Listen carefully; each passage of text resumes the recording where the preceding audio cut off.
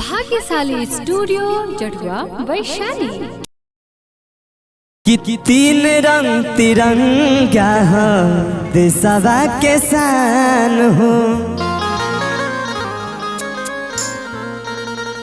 झुके नदी कबो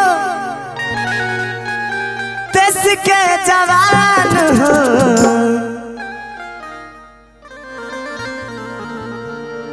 कि तीन रंग तिरंगा हो देशवा के शान हो। कि तीन रंग तिरंगा हो देशवा के शान हो। तीन रंग तिरंगा हो देशवा के शान हो। झुके नदी कबो देश के जवान हो, झुके नदी कबो देश के जवान हो। तीन रंग तिरंगा हो देशवा के शान हो। तीन रंग तिरंगा हो देशवा के शान हो।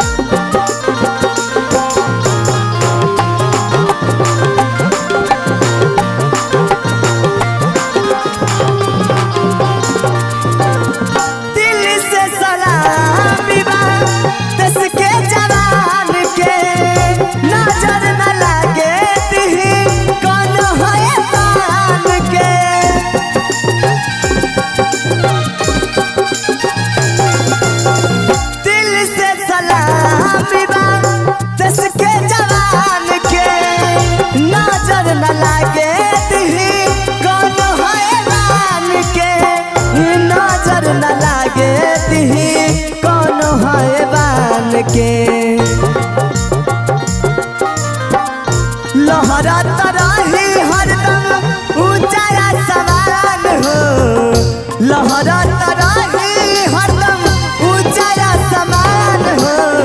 तीन रंग तिरंगा हो देशवा के शान हो। तीन रंग तिरंगा हो देशवा के शान हो।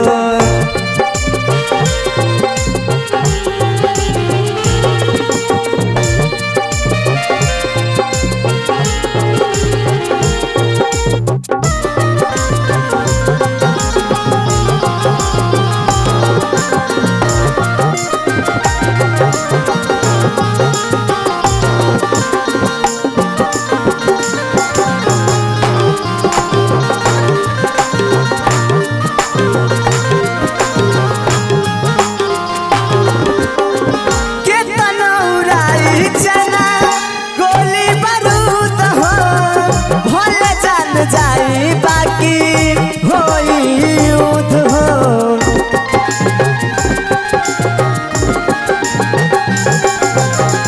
केतना उड़ाई चला गोली बारूद हो।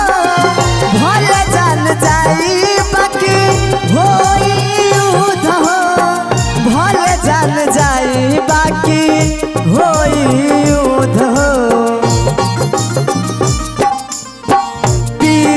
तिरंगा लेके चले पाकिस्तान हो, रवि तिरंगा लेके चले पाकिस्तान हो।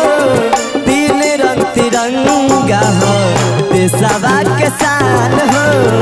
तीन रंग तिरंगा हो देशवा के शान हो। झुके नदी कबो देश के जवान हो, झुके नदी देश के जवान हो। तीन रंग तिरंगा हो देशवा के शान हो।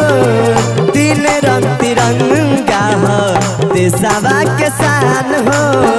तीन रंग तिरंगा हो